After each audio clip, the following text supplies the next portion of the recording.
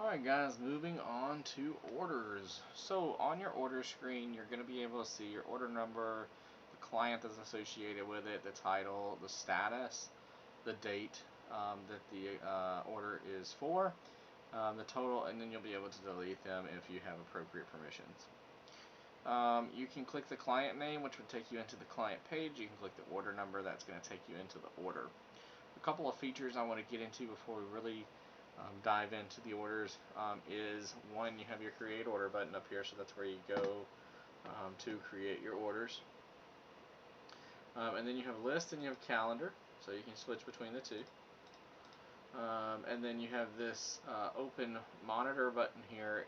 Because of the recording, it's not going to show you if I click it, but it actually opens a separate tab that refreshes separately on its own and allows you to put this calendar maybe on an external monitor in your warehouse or in your office or however you see fit, so that your staff can see the calendars and what they've got coming up, and it's nice and color coded for them as well.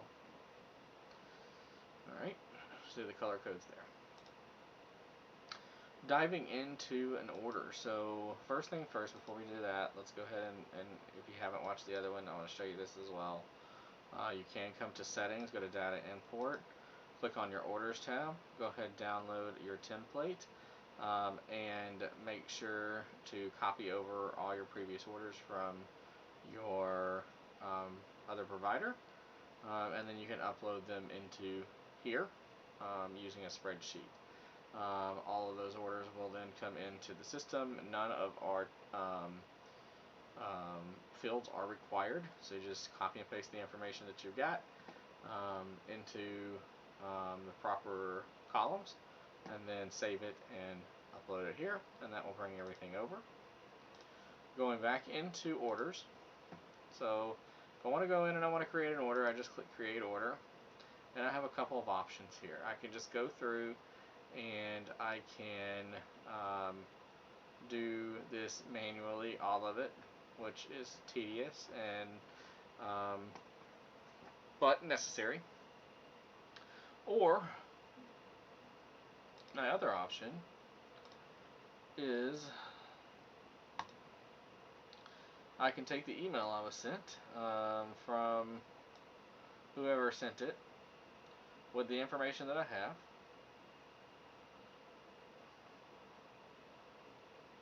I can copy it,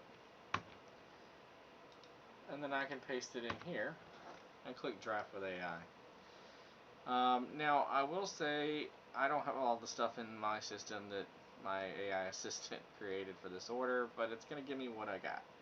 It's going to create the order, it's going to put the title in for you, the client, it's going to create that client, it's going to put the dates that it has available to it. You'll need to go in, put your contract signer information here. I'm putting real email addresses in so I can show you the email process here, phone numbers, so on and so forth. And again, I'm just changing these emails because I need to make sure it comes to my email when we set it up. So we have the venue name already, the venue address is here, the venue phone number. Let's say the venue's contact, his name is Rose. You can put the delivery distance here if you are charging by the mile. I know most of us pretty much just charge a flat fee for that. So budgeted labor hours, this is going to be good for when you're running reports. Let's just say we budgeted 40 hours and $5,000 for budget here on hours or labor.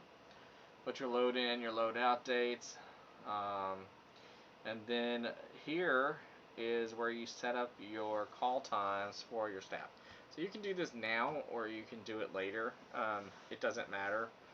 Maybe this isn't something you really do until they confirm the order, but for the sake of the demo, I'm going to go ahead and do this now.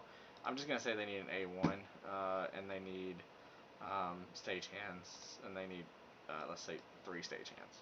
Okay. So our first one, I always do the early call. So let's say that you're not going to have your stagehands and your audio guy come in at the same time. You want your stagehands to come in early, unload the truck, blah da da da, you know, all the things before you want to pay this audio guy his rate, right? So let's say that the call time for them is 600, 0600, and they're done at 4 o'clock in the afternoon. And then you want your audio guy there, and I'm sorry, I need to change that date. Load-in's 18th. You want your audio guy to come in on the 18th for rehearsal only. So let's say his call time is going to be, let's say noon. And they're going to start rehearsals at 3:30 p.m. There is no show, and we're going to wrap up at 10. Okay. And then we need your audio guy there on the 19th for the show. So say 6:19. And that call time is going to be 6 a.m. We're going to have a quick rehearsal at 8. Show is going to start at 9:30. And we're ending up at 3:30 p.m. that day, but he's not going to leave until his 10 hours is up at 4. Alright, show's going to end, let's say, at, on the 19th. Show's going to end at, we'll say it's going to end at 2:30. So we need our stagehands there at 2:30, and they're going to just do a 5-hour shift today, so they're done at 7:30. Alright, and that's it. So we're going to come down here. We want our stagehands at this time here, and then we want them at here. So we're going to choose day 1, day 4. That's going to be our stagehands. Our audio guy, we're going to take off day 1. We're going to put him on day 2 for rehearsal, and day 3 for the show. Now, I say days, right? But technically, there's only 2 days, but I have multiple time options for each day. So keep that in mind. If you need to split up your call times based off positions, you can put as many as you need to put here. It doesn't matter if it's the same day or not. It is going to label it as a day. It does not affect your billing or anything. This is just the times that show up on your staff's side, on their side. Alright, you can choose what their terms are, if you want to charge them a deposit. And then this is the note that you did for the AI. You can go ahead and delete that out. And then just create inventory there, and the AI is gonna throw all that inventory in for you. Great. And then we can go ahead and check that we have our labor. So there that is right there. We got our labor. And then we can assign staff to it. So let's say day 1, we want Joe to be a stagehand, and he's just going to do 10 hours. I'm just going to assign a couple for demo purposes. And then day 3, we want Lola, and she's going to be the A1, and she's going to work for 10 hours. Okay, there you go. You can override. So let's say we're also going to do day 1 Lola, but on day 1 she's going to be a stagehand for 10 hours, but her rate is normally $42.50, but she's agreed to come in as a stagehand and work for 25. So you can put that override in right there, and that's what's actually going to pay to her on your time sheets, is the overrided amount. If you don't override, it's going to pay the $42.50 that they're in the system at. Alright, everything looks good. You can add rooms. You can come in and say, we're going to be in the main ballroom, we're going to be wherever. You can have separate times for those different rooms. This does not work with the AI, so if you do have a whole bunch of rooms, you can use the AI for everything. I would use it for everything but equipment, and then do your rooms separately with your equipment. If you want to add items, you can add those here. It's super simple, just quantity and add, or if you need to add a bunch of things, you can just go down and put in what you need to add. If you try to add something you ain't got, it's going to tell you. And then you just apply all. It's going to add all those items in for you. Everything's still there. We're going to go ahead and send that quote. Alright, so that quote is going to be sent to your contract signer. Alright, so this is who that is going to right here. So if you don't have a contract signer, nobody's getting an email. Alright? So just make sure you have the contract signer there. Alright, so that email should come through in just a couple of seconds to my email, and I can show you what that looks like. There we go. Let me go ahead and pull this up, and then I'll share it.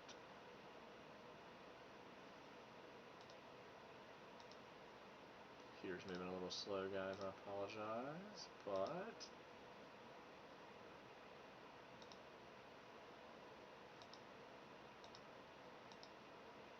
that's odd. It won't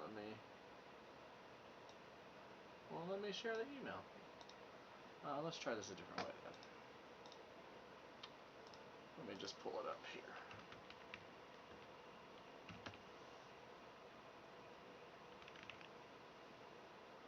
There we go. Alright. So this is what your client's going to get, and they're going to be able to review and respond. They can see it. They can download a copy of the PDF here. See everything on it. They see their labor. Okay, they can request a change. So that's the first thing I'm going to show you is they're going to request a change. And let's say they decided they don't want the in-ear monitors. Okay, and that's it. We're not going to do a whole bunch. So they can also go down through here and add inventory, but most of the time this is just for removing stuff. Okay. Scroll down.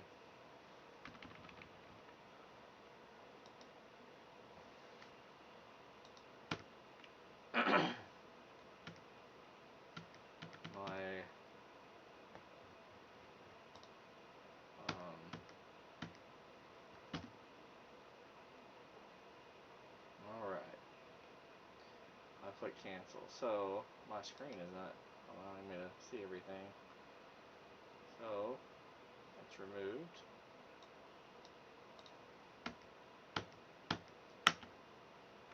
There we go. Alright, modification request has been sent. They will be able to scroll up and down on that. My screen is just acting up because of the screen recorder. Alright, so you've got this now coming in. So you see it here. I want to show it to you here as well. It pops up here.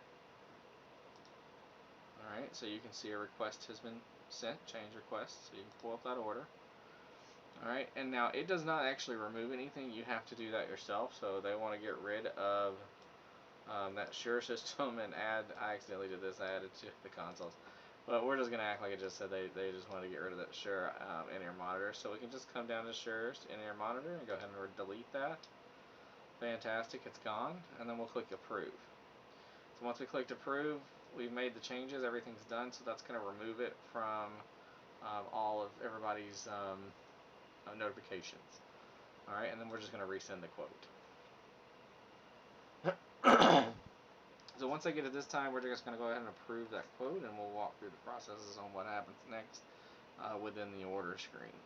So let's give it just a moment to pop up, and then we can approve that order.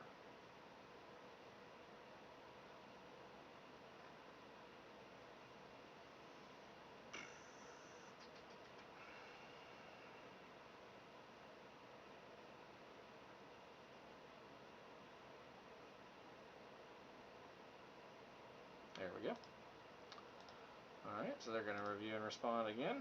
They can make additional changes if they'd like to. They can still download. They can see their order, their labor, total, and then they can go ahead and approve.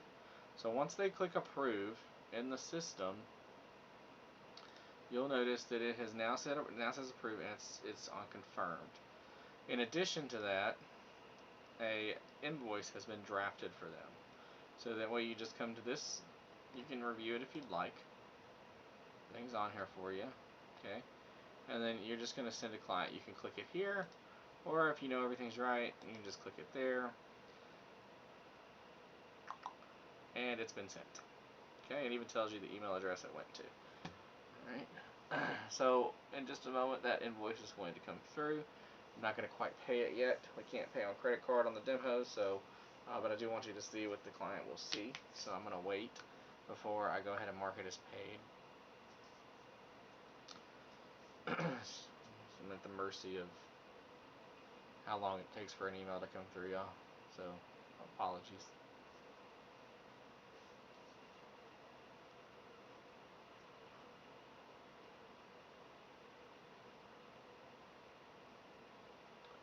Alright, so once this happens and they do make the payment, it's immediately going to take it to an active state and will then allow Warehouse to begin doing the prep for both quality control and the pull prep. And of course that can happen, whenever it's time for the show, but it won't let them do it before it moves into active.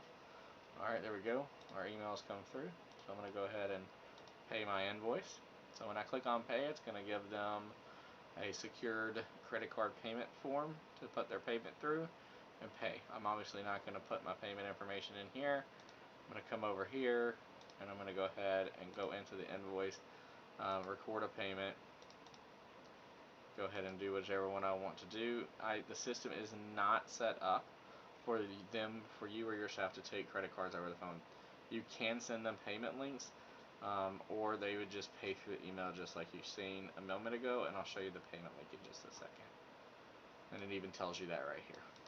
It's just for everybody's protection. You don't have to worry about people getting people's credit card numbers and stuff. Alright, we're going to go to record payment. As you can see, that's been paid. It does it automatically. And then if you go to your order screen, it is now set to active. And now QC can begin prep and QC can go to in progress. So these items will let them change them and start doing their thing. The next thing that I want you to notice is if you decide to do this, they can start scanning the inventory out. I don't have a scanner on me here, but I can just do a copy and paste here just so I can show you. Once they scan it, you'll see pending. It goes to loaded. And then one last email here we can show you is they do receive an invoice receipt and a PDF copy of that as well. Alright, they'll just go through and scan everything, and it should just go to out down here at the bottom. And when they're done, they just click close scan. Alright, accuracy will saved to the report. You'll need to start a new scan to record more activity. Alright, so it's just essentially giving them a warning. They do the same thing for the scan in. They start scanning, but then they click this returning, and they can start returning. They can go back and forth on the loading out and stuff as well. Alright. Once that has completed, let's say they're done, the scan's done, they went through, everything's ready, they passed the QC, all good to go, alright, and the show has happened. Alright, once the show is done, your rep can come in and change that status to completed. Okay, once they change the status to completed, the system is going to send out a email for essentially a 2-question survey for them to give you a rating. Would you recommend? Leave us some feedback. The email just came through, so let's just go ahead and look at it together. Alright, and it's how many stars? Would you book with us again? And then they can leave any notes, shout outs, whatever they like, and submit that. And then you'd be able to see that information in your reporting. So if you go to Insights and click on Client Satisfaction, you'll see Sarah left a 5-star review. You see the comments they left. You get they book again, it's a smiley face. Wouldn't book again, it'd be a sad face. You can also run these reports by date. Alright, and that is it in a GIF of reports. Sorry, not reports, orders. So if you think of any questions, shoot them over an email. We're happy to help you, or give us a call. We can set up a one-on-one. See you in the next video.